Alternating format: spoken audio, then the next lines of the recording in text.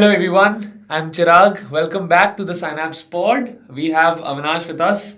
We are the most famous duo as I've heard. But today we have a special pro guest. We have none other than Shubham Batra. He's one of our closest friends as well as the founder of Closer. Shubham is building something amazing for a lot of D2C brands out there and essentially making them a lot of money is what That's I've the goal. heard. That's the goal. But welcome to the Synapse Pod. Thank you so much, guys. Shubham. Thanks for having me here.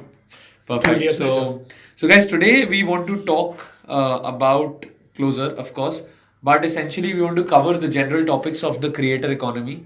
We want to talk about Instagram as a tool which is helping a lot of D2C brands as well as individual creators in monetizing their audience, building their audience, and essentially growing their influence. So Shubham, I will, and we'll keep it candid. So essentially, I want to ask you a lot of questions on Closer itself, the startup you're building. What is Closer? What are you guys doing, and how did you come up with the idea? Essentially, so Correct, absolutely.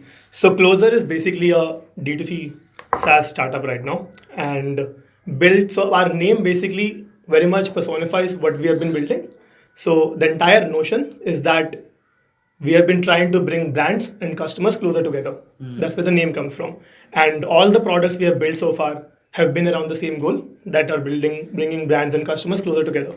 So we started out in September 2021 and with a tool that involved close friends feature. And that was sort of the starting point. And we basically what we were doing was converting customers into close friends of the brand. So how close friends feature worked was basically like how you post normal stories on Instagram. Yeah. You could also post a close friend story that would only go to a certain segment of people, certain segment of your audience. So if you had only your customers there, you could present them offers for potentially repeat purchases. So started out there and we built like a massive close friends list for a couple of brands that we had onboarded back then. One of them was M Caffeine, one of them was Leaf Studios. And but we very soon we ran into certain problems with it that it wasn't scalable. We couldn't basically automate the entire process of adding people to close friends. okay. Yeah, and then we found some insight from there other than close friends also. Yeah. But before you get into why it didn't Yeah. work, let me tell you, it's a big privilege if I am in a close friend circle of someone. Exactly. Right? I hope I'm a part of Chirag's close friends. Well, I don't have close friends. I think most of my life is public, so all are close friends. That was the thing actually. So close friends was primarily a feature that people were using with their friends. Right. Nobody had thought of it as a tool for brands to engage with their customers. It was a novel thing at that point. But again, Instagram also hasn't like developed APIs around it that could allow us to automate it. Got it. And that's when we pivoted. So we got a very valuable insight. We were also converting these close friends into followers of the brand. And since this was not, we were not able to scale this as fast as we wanted, we sort of pivoted to only adding followers. So like the brands were telling us that even if the close friends, you can't do that, just keep letting us have the followers. Keep converting them into followers. So we got that insight and then we sort of evolved the product to just that at that point. And we started getting traction. Every brand seemed to had a need for converting their customers into Instagram followers. And that's when we landed there. And since then, it's been a journey. Got it. And we have been just onboarding That's brands. very interesting. So what I get is that when a customer sells or buys the product of a brand, that is the first initiation touch with the brand, right? And Absolutely. the value that they provide. Absolutely. Now, just to create a lot of recall, the brand needs to spend a lot of dollars Yeah. Exactly. to get that attention share from the customer, right? But since the customer is already habitual or already habitual to using these social networks, specifically Instagram, and I think Correct. a lot of people are addicted to Instagram much more now as compared to what we were addicted to Facebook. Absolutely. Or our age-old social networks. If you remember, there was High Five and Orkut.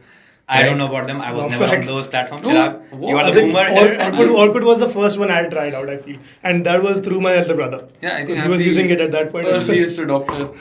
Yeah, so I get it. Yeah, I agree with you. I think one of the primary metric of any D2C brand or a brand in general, whether it's a service or a product, is about the repeat purchase. Absolutely. Or other way to say it is a retention. That how much you're able, because customer acquisition cost is a huge problem for any brand. So how much money, how much dollar they spent in acquiring you, the entire focus is, can you make more transaction out of them? Can you increase more purchase out of them, so that your overall acquisition cost gets divided across all the money that you're able to generate out of them. So I think that's a very primary metric. I think investors look out for that for the first, because that reflects brand love, that reflects your efficiency of engaging with them. And I think Of course. that was a very important part you did there. And yeah, we were very sure about like why repeat purchases was a big metric, because a lot of the brands we had on board, they were not making money from the first order. They were potentially burning money. Oh, yeah. Like all of the skincare brands, and only way they could be profitable was that they had to induce repeat purchases Right. at a better rate than they were right now.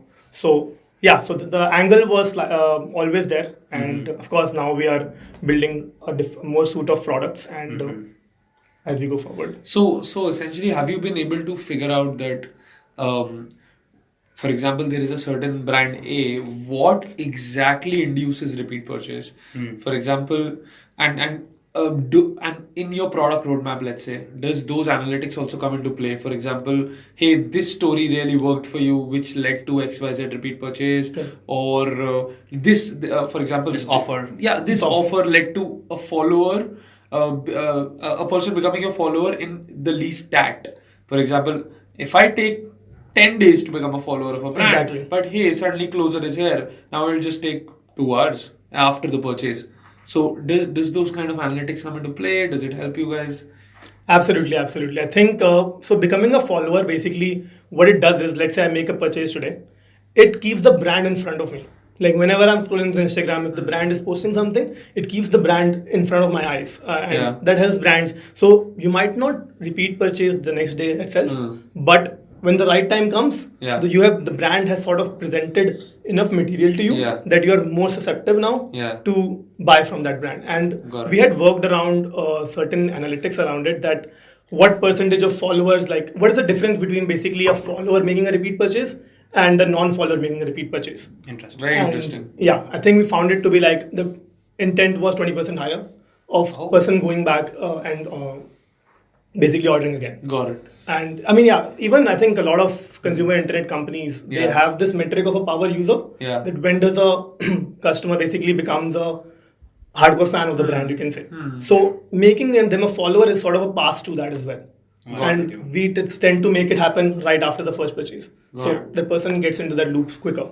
Yes. Ideally. Actually, I have a very interesting angle. So it used to scare me to purchase from a D2C brand. Because if I have visited their website, or if I have purchased something with them, I was bombarded with emails over the week or over the month. I was bombarded with SMS, and that used to always fill up my inbox. Right?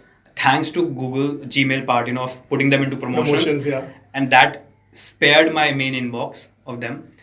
In fact, I started created another email ID just for online purchases. Wow. So that I don't get spammed every day. But the fact that I love the most about Closer was I was coming to Instagram to consume interesting content. I love the way Zomato creates content in which they don't market only buy. They market not random, but very interesting insight, which I love to share. So I think Instagram is a much better way to keep in touch with your customers rather than email and SMS, because that becomes irrelevant, right? Yeah. Absolutely. And, And the consumer also sort of becomes, what do you call it? Like that sort of is slowly stopping to work, because it's the same type of thing. They have become like very immune to that kind of resource now. Yeah. Like after a point, it saturates for every brand, and now you have to figure out newer ways. And majority of their audience is also Gen Z and millennials, and they are, honestly, I know very few people in India at least that are opening emails every day. It's better, I think, in the Western countries that people are opening emails every day, but in India I found it to be very low. I think WhatsApp or social media is the So Superhuman as a product, which is like around email optimizer, or their main goal was targeting those people who wants their email to be zero by the end of the day. The unread email. Right? And I think this is something I felt in the US, that completing your emails becomes like a achievement of a day. Right. Of course. And that's definitely not the case when I've looked at a lot of people in India. Their emails are usually in lines of 10,000 hundreds, 11,000 hundreds. Yeah, I have around 20,000 20,000 at this point. inbox. Yeah. So, but I get it. So, Shubham, you and your co-founder and your team, are you guys looking at Closer as an API play where you are becoming the central layer between D2C brands and all social networks, which lead to engagement and repeat purchase, where Instagram is just the first step? Or are you guys looking at it as a customized solution for individual brands? How are you guys thinking about Got that? it. No, absolutely. We are looking at it to go to all the different social media platforms. Instagram happened to be our go-to-market strategy. It happened to be the easiest play to begin with because maximum brands currently have the presence on Instagram. And since we were starting out from India, we had a network of brands in India. Instagram seemed like the most natural play. But we do have plans to go to other social media platforms. But before that, we want to make sure that we have played the game very well on Instagram and we can replicate it. And not just repeat purchases. Like now, I think we released another tool on 26th of September. Really? Which was not around repeat purchases, but customers sort of becoming a micro and nano influence of the brand.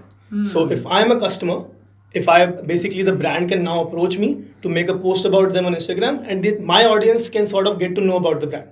So it's not just repeat purchase, discovery of the brand as well. Oh, that's very cool. So essentially what you're doing is you're tapping in the individual networks of people.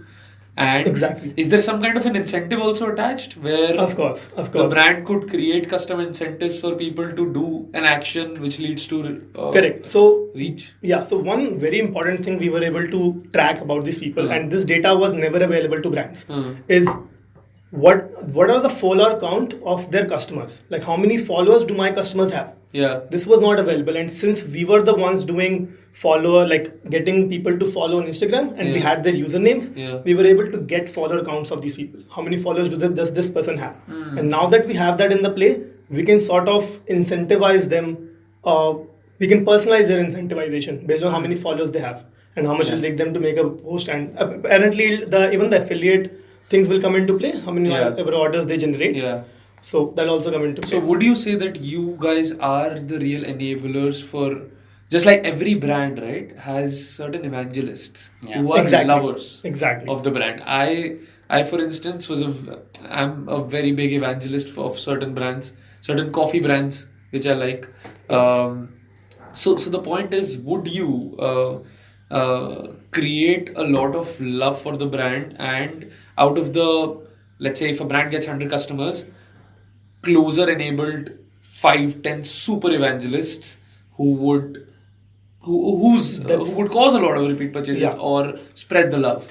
Yeah, that's absolutely the goal, I think, in our mind. And it's very clear that if we have to bring them closer, this is like the absolute optimal state, ultimate state where they are the brand lovers. They're talking about the brand, and I think that's the case with me. I see for only one of the brands, Apple. I talk about it without any incentive also, and that's the highest level of brand love you can impart into your customers. I think that's definitely the goal, and I mean there's a lot of stages in between that also, and it takes time for a person to become a hardcore fan of a brand. But definitely we want to be a part of the journey for those customers. I think not only digital, but there's a lot of word of mouth also for people who are evangelists. For example, I recently tried this new perfume from Carolina Herrera, and they've marketed it to young guys who have that outgoing lifestyle, right? And it's called Bad Boy by Carolina Herrera. And I don't know how many people, because I loved the musky smell, I don't know how many people I've told to it about.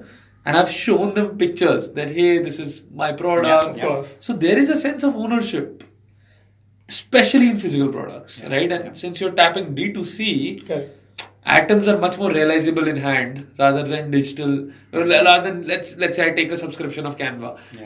I don't show it off. I show off the creation from that, right? Absolutely. No, I think one of the important points I felt out of this discussion is tapping into natural behavior. So I think a lot of brands usually what they do is in the package they send a cute note, and they always have some promotional activity going on that if you click a screenshot of this, or if you make a photo and put it on Instagram, tag us, and we'll give you some offers. So Correct. there was already a behavior where a lot of brand wants UGC, user generated Absolutely. content. Yeah. Because I think No doubt. a UGC is like a testimonial. It's like a highest level of validation a brand can get, that the customer is attaching themselves publicly with them. Correct. Right? Correct. And you can feel good about it. So I think this is an important insight with all our products, all the startups that you're building, that if we are able to enable the existing behavior and able to make it seamless, so that always wins. always wins. So Yeah. if you are able to convert the customers into whatever, like even if I have a 200 followers, Correct. I can be an influencer with those 200. Yeah, I'll Yeah. tell you a very interesting thing about this also. So we have been doing like research into this space entirely, how the influencer space is evolving. And honestly, I would tell you one thing, that I would rather make a person with 200 followers make a post for me than maybe a million followers person, because even though he has the higher reach, I think even the 200 like even the person with 200 followers, he has a much higher impact on his audience, because True. those are the friends of that people, or a very close circle of that Yeah. person. And if I post about something, it'll have a much higher impact on my friends than a random influencer posting about That it. is true. Yeah. And yeah, that's the sort of thesis behind it.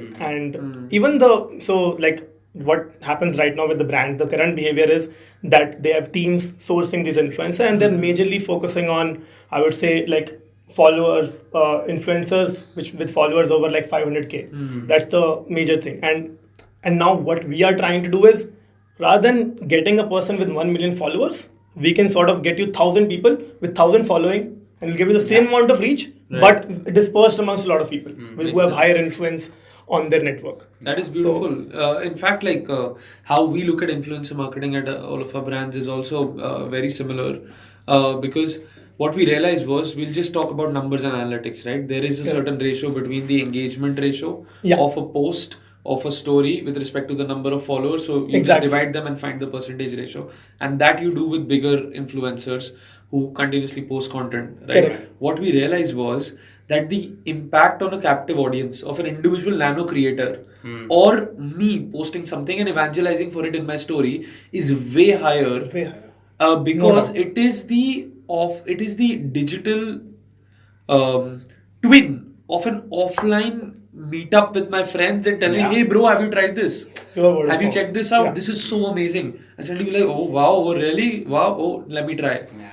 Get it? So course. that's what I felt, and that's where I realized that the future belongs to an individual creator, specifically nano. Specifically nano. And we have the numbers for this. Like one of our brands, Faces Canada, we have around 2,300 creators for them. Oh, wow. And these were only found in 2 months of Crazy. working with them. And Crazy. it's gonna grow. But the thing, like one of the most important metric we found, which you also mentioned, nano influencer, is that we sort of divided all these creators that we found through Closer into different segments: mega, micro, and nano influencers. People with followers higher than, let's say, 100k had an engagement rate of around 3%, while the people with followers from 500 to 1000 or 500 to 5000 had an engagement rate of 25%. So it's drastically different. It's pretty much. It's I think, drastically yeah. different. It's something which is natural. Like I can. Yeah. I'm not get shocked with it. The part is just that the 500 follower people do not get brand collaborations. Yeah, Exactly. yeah. This is the sort of the Yeah. gap right now. That And also, I'm not. So when you say nano influencer, I'm not talking about people who do influencing for a living, Correct. and No. have a nano scale. No, No, I'm no. talking about friends. Yeah. I'm talking about real customers. real customers just So that as an impact is much more than nano influencer is also, I feel like. Absolutely. Evangelist is Yeah, something yeah, which we evangelist. focus on. You know, Shubham might be a little humble to not tell about it, but I will bring it up. I think total number of followers that he has got for other brands is ranging 100k, 1 lakh plus. it's 1 lakh plus since we started out. Yeah. Wow, dude. So he has brought 1 lakh followers to the brand that he's working with. And how long has this startup been live for? Just So- a couple of months, I believe. Yeah, absolutely. It's been around 5 months since we have been doing. Actually, confirmation of followers has been like 3 months. Yeah. 3 Crazy. months. So all the VCs 100K. watching our podcast, there's some hot cake Yeah. out in the market. and I think I would like to bring also one of the big transition happened with our generation specifically after I would say 2005 per se is that earlier generation used to get very fanatic about big celebrities. You know, having Shah Rukh Khan, Amitabh Bachchan, you know, people of that caliber as the influencer. Yeah. Correct. But on the contrary, I don't see any Gen Zs talking about mega Bollywood stars. They don't talk about cricketers. They don't talk about, I would say, Bollywood celebrities. Yeah. What they more talk about is the nano or micro influencer, and I think that is one of the reasons that there are tons of influencers now. Like, and this is 2022. Everyone is a creator. Absolutely. Well, It has yeah. evolved very beautifully. Like even with TikTok, Instagram Reels coming into play, more and more people are becoming Yeah. creators. More and more people are turning into Yeah. creators. On So- that note, Shubham, we are also hearing a lot about this concept called the creator economy. absolutely. Right. Just for our audience, what do you understand by what is the creator economy? What has suddenly happened after the rise of the smartphone Correct. So Yes, yeah, and Geo. and cheap data? absolutely. Essentially. I think that's what has majorly changed everything. I think cheap data was the biggest factor of change. So creator economy, if I have to like summarize in a few words, is basically individual online personalities, them finding a way to make money. Huh. So them able to make a living out of just creating content, which was not possible, let's say 5 years ago for people who have like a smaller set of audience. Now the space has evolved, and basically these people can make a living out of it. Not just pocket money; they can make a proper living out of it. True. So- So that's very interesting. So I'm also seeing these three top trends kind of in the creator economy. One I've seen is that individual creators, firstly, they're moving their fans away from social medias to Okay. their own individual websites and apps. Oh yeah. Right? Where they own the bloody customer and the social media company does not. First. The second thing which I'm seeing is that these individual creators are once they have migrated these people, their fans, to their individual platforms, they're becoming founders. Correct. And they're launching merchandise, Yeah. they're launching services, they're launching courses, they're launching whatnot, Yeah. which they're able to monetize. Right. Right? So that's the second trend which I'm seeing.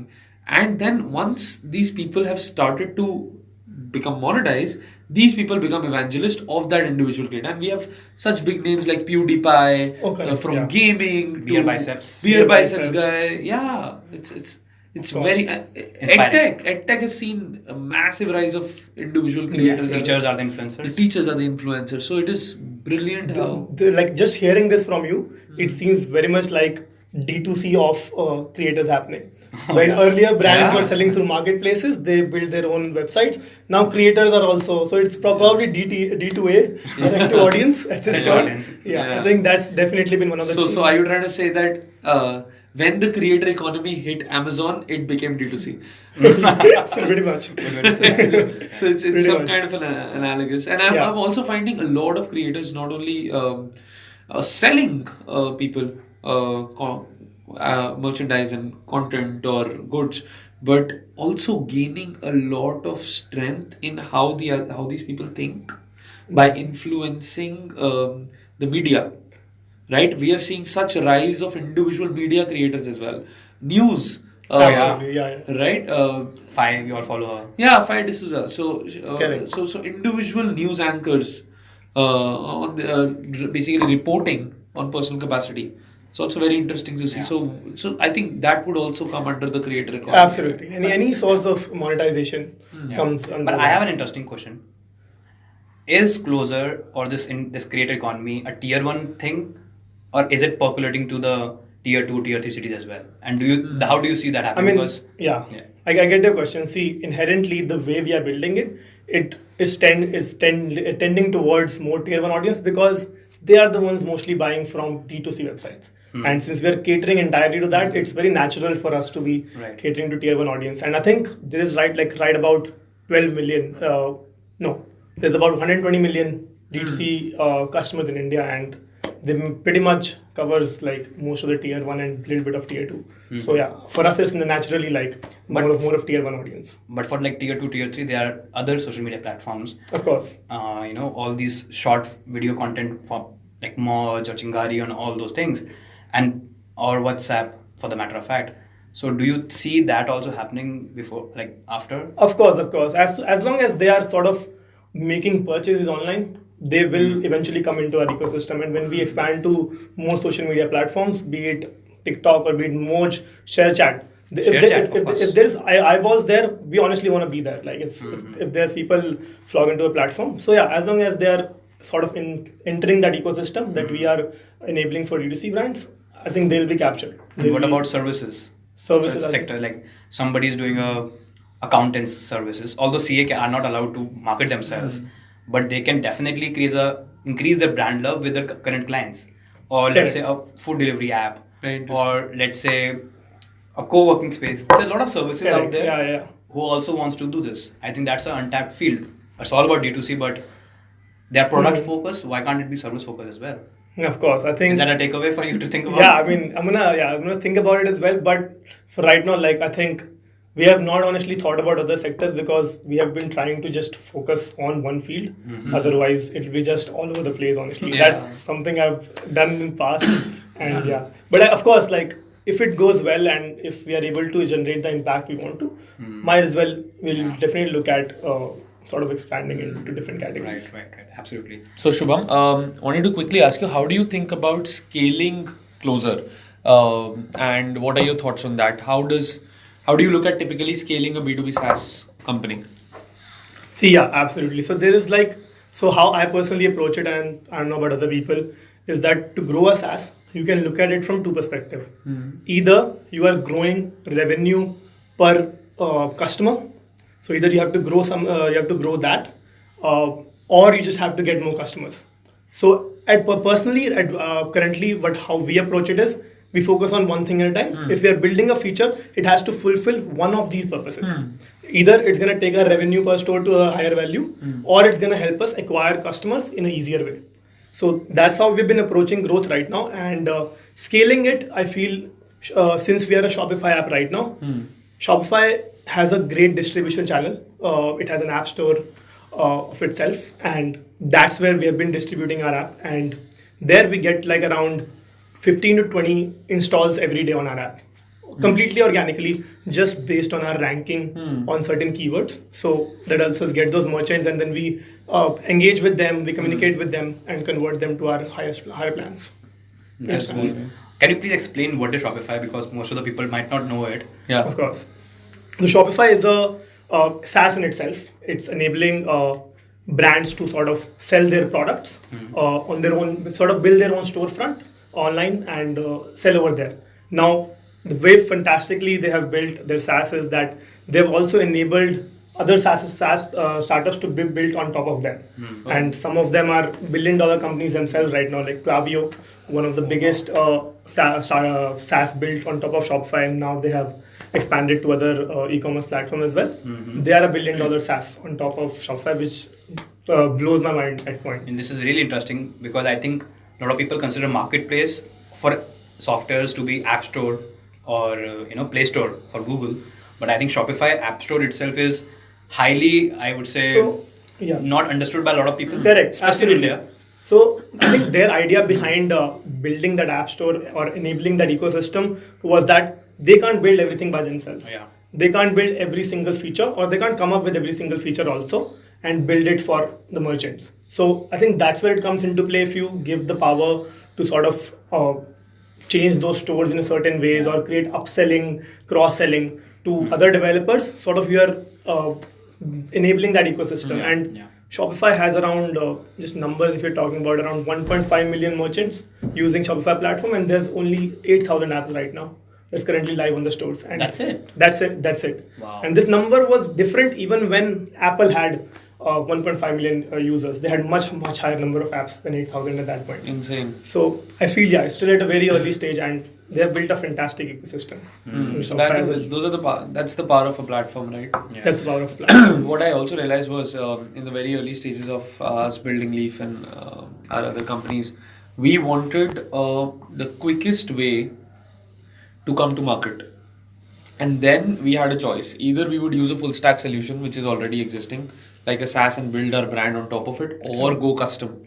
Yeah. Of course, as a brand scale, then we had to require a lot of custom services as well. But essentially what we realized was, for any brand or any service, if you can reduce the time to market, correct, and sell first, then think, you would and any tool which allows for that, Correct. it's worth paying for. Yeah, I agree with that. Yeah. Actually, I got to know about Shopify, I think in 2015 when we started our first company.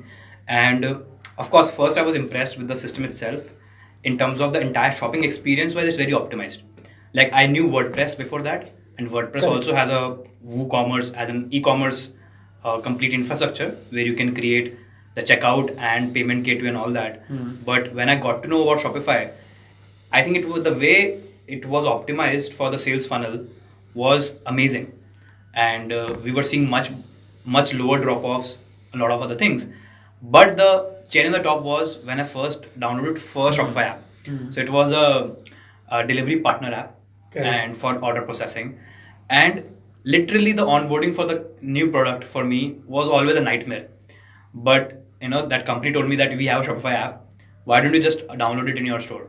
I downloaded it. They just gave me one API key. I put that up and it was live.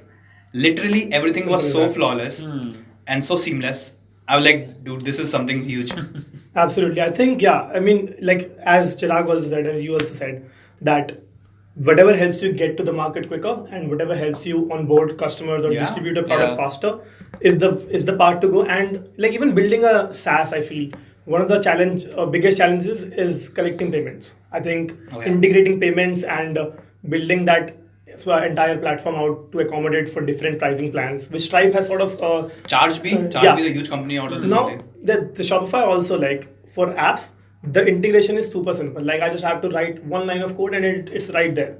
So those things were super easy when we had started out. And I think our first MVP we released, like from ideation to getting our first customer, was just 2 weeks. We had the product out and it was getting used by customers. Plus, it's solving the distribution. So you get early adopters. Early adopters, yeah. You get in front of. As the D2C is rising, I think so. This is definitely a point to note for all the developers out there, that they can definitely try their hand at Shopify apps. Yeah, for sure. In fact, so I love to think from things from first principle, and what I realized was just like when you're setting shop outside, right, like a retail shop, what do you need? You need first the infrastructure of the shop, right?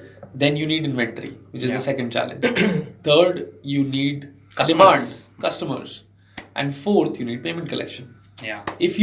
And any digital replica of this offline setup is something which every new entrepreneur wants. And if that is enabled via any channel, whether you lead to demand generation, which Closer is essentially fitting in, to whether you lead to easier infrastructure to set up shop, whether you lead to quicker payment collection, hassle-free, or credit, or loans, or working capital, right? Or inventory, which Alibaba or AliExpress actually democratized by building a platform on top of that. So if you're able to look at all those four pieces for any company, just by thinking very traditional and from first, okay, if I need to set up shop, what do I need? And then fit your product and business into any of these buckets. And then not only that, but build a cross-function layer across all four. Essentially increasing value per customer, that leads to your upselling.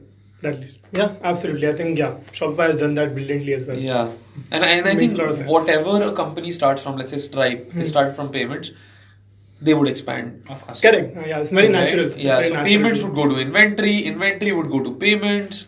It's just a big mishmash, and people try to monetize the early adopters and the growing customers. So all it boils down to service. So what do you think about customer service in terms of growing and scaling a SaaS company? Customer service, I think it is one of the most important things, and it is one of the things that you very easily ignore in the beginning because you are focusing on so many things. By customer service, you mean serving your clients, right? Yeah, post-purchase. Post-purchase. Exactly. Post-integration.